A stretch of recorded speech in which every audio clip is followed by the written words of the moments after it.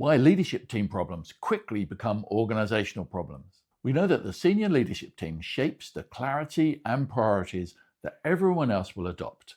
So why does what starts in that room with those senior leaders travel so quickly across the organization? And why do problems at the top rarely stay at the top? And what should you do about that? Why don't problems in the leadership team stay contained at the top? That senior leadership team has such a disproportionate influence. People take their cues from their leaders, what they see them doing, what they hear them saying, and any small top team issues get amplified as they move through the system. Uncertainty at the top creates a lot of uncertainty as it spreads below. How do leadership team problems spread through the organization? This is very interesting. Boston Consulting Group did a survey a few years back called When Leaders Say They Are Aligned, but They Aren't. And they looked at 3,000 senior leaders. What they found was that those leaders often leave having made a decision with very different takes on what was actually agreed.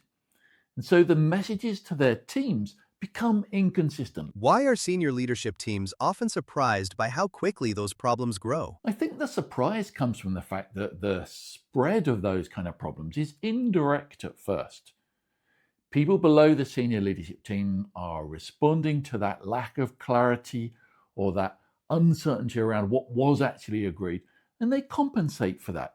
They fill in the gaps by their own priorities or their own views of what should have been agreed. And by the time the effect of all of this becomes obvious, it's already embedded more widely across the whole organization. And maybe another reason why senior leadership teams are often surprised by how quickly those problems have grown is that they continually underestimate just how visible they are. Everybody else's eyes are on that senior leadership team. So what can leaders do about this? Take one real live project or priority and just go and listen a bit to what people around the organization are saying about it. Explore whether people seem to know what the priority is. See if they know what success would look like and how well do they feel able to lean into that priority. And then if the answers you're getting back are vague or mixed or hesitant, then that tells you something about how well aligned your senior leadership team is, or whether or not they've left the room thinking they've agreed on something, and like that BCG survey, it isn't that clear after all. I'm Nick Robinson. Through my program The Shift, I help senior leadership teams who sense they're not quite working as well together as they could.